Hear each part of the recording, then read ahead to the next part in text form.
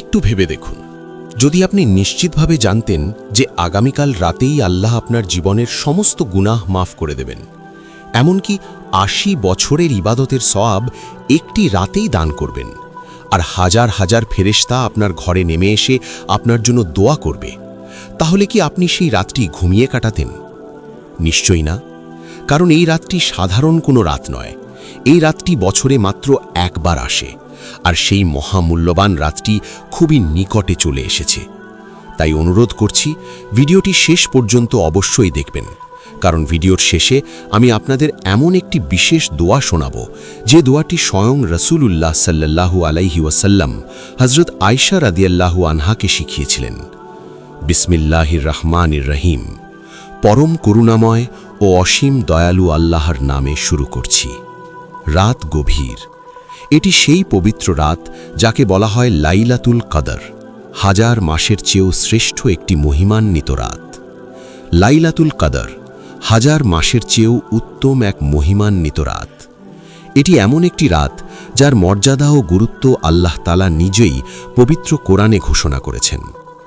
ইসলামের 5টি মূল স্তম্ভের একটি হল রমজান মাসের সিয়াম, আর এই পবিত্র রমজান মাসের মাঝেই লুকিয়ে আছে এমন এক বিশেষ রাত যা সমগ্র মানব ইতিহাসে অতুলনীয় ও অপ্রতিদ্বন্দ্বী। সেই মহিমান্বিত রাতের নাম লাইলাতুল কদর। এই রাতকে ঘিরে রয়েছে অপার রহস্য, গভীর আধ্যাত্মিকতা এবং অসীম রহমতের প্রতিশ্রুতি। প্রতি বছর রমজান মাসের শেষ 10 রাতে পৃথিবীর কোটি কোটি মুসলিম এই রাতের সন্ধানে নিজেদের ইবাদতে নিমগ্ন করেন, নামাজ, কোরআন তিলাওয়াত, জিকির এবং আন্তরিক দোয়ার মাধ্যমে। কারণ তারা জানেন এই একটি রাত তাদের জীবনের ভাগ্য বদলে দিতে পারে। লাইলাতুল কদর শুধু একটি ধর্মীয় অনুষ্ঠান নয়, এটি মানবজাতির প্রতি আল্লাহ তাআলার এক মহান ও অলৌকিক উপহার। এটি এমন একটি বিশেষ সুযোগ যেখানে একজন পাপী মানুষও আন্তরিক তওবা ও ইবাদতের মাধ্যমে নিজেকে নতুনভাবে গড়ে তুলতে পারে। এই রাতে করা একটি সিজদা, একটি দোয়া কিংবা একটি কোরআন তিলাওয়াত হাজার মাসের ইবাদতের সমতুল্য সোয়াব বয়ে আনতে পারে। তাই এই রাতের মর্যাদা ও মহিমা সত্যিই অপরিসীম।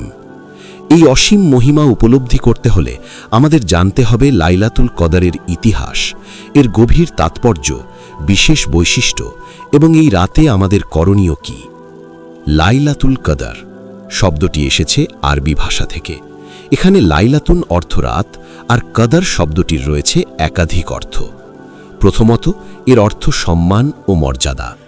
দ্বিতীয়ত, এর অর্থ পরিমাপ বা তাকদীর নির্ধারণ।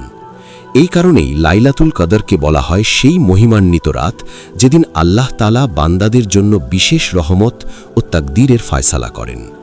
তৃতীয়ত, এর অর্থ হল সংকীর্ণতা বা ঘনত্ব। এই 3টি অর্থেই লাইলাতুল কদর নামকরণটি অত্যন্ত তাৎপর্যপূর্ণ।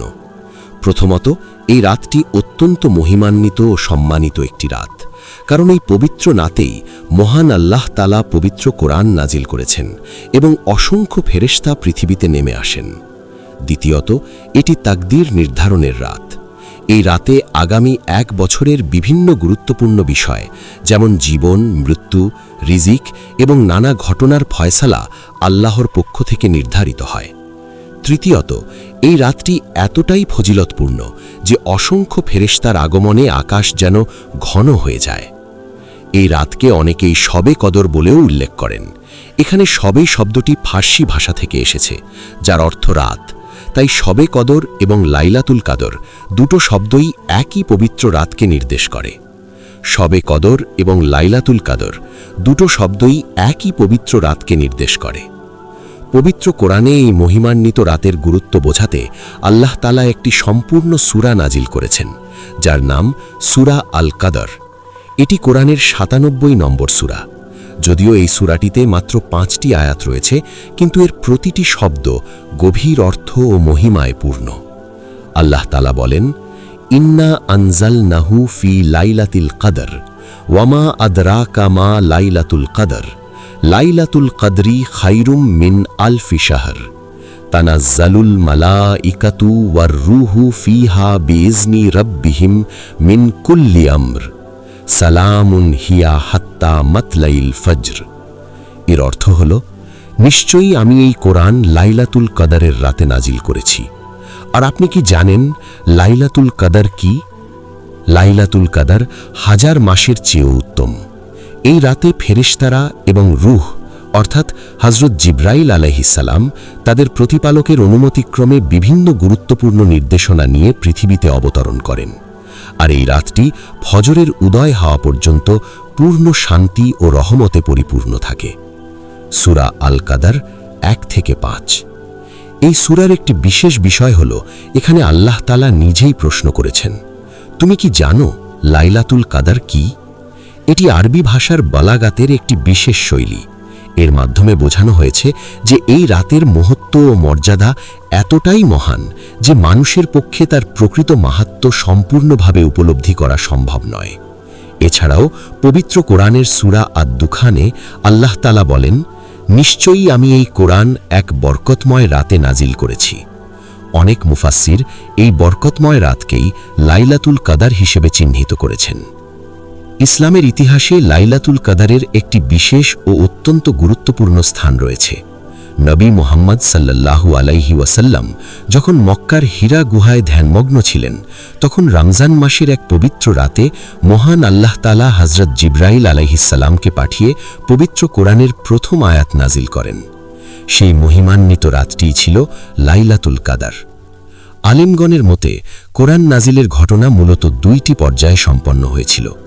প্রথম পর্যায়ে সম্পূর্ণ কোরআন একসাথে লাউহে মাহফুজ থেকে দুনিয়ার নিকটবর্তী আসমানে অবস্থিত বাইতুল ইজ্জা নামক স্থানে নাজিল করা হয়েছিল, আর এটি ঘটেছিল লাইলাতুল কদরের রাতেই।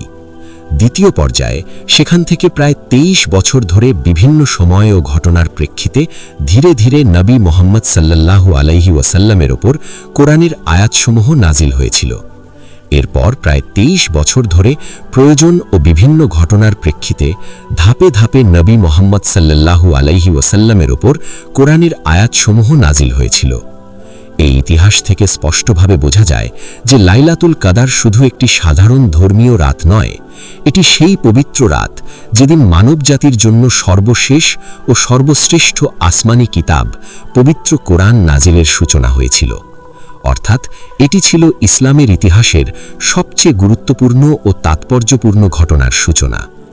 একটি বর্ণনায় এসেছে, একবার রাসূলুল্লাহ সাল্লাল্লাহু আলাইহি ওয়াসাল্লাম বনী ইসরাইলের একজন ব্যক্তির কথা উল্লেখ করেন, যিনি প্রায় 1000 মাস ধরে আল্লাহর পথে সংগ্রাম ও ইবাদত করেছিলেন। এ কথা শুনে সাহাবায়ে কেরাম কিছুটা হতাশ হয়ে পড়েন, কারণ তাদের জীবনের সময় এত দীর্ঘ নয় যে তারা এত দীর্ঘ সময় ধরে ইবাদত করতে পারবেন। তখন আল্লাহ তাআলা তাদের জন্য বিশেষ রহমত হিসেবে এমন একটি রাত দান করলেন যার ইবাদত 1000 মাসের ইবাদতের চেয়ে উত্তম, আর সেই রাতই হল লাইলাতুল কদর। এভাবেই আল্লাহ তাআলা লাইলাতুল কদরের মতো একটি মহিমান্বিত রাত নাজিল করেছেন যা 1000 মাসের চেয়ে উত্তম। এর মাধ্যমে এই উম্মতকে একটি বিশেষ মর্যাদা দান করা হয়েছে।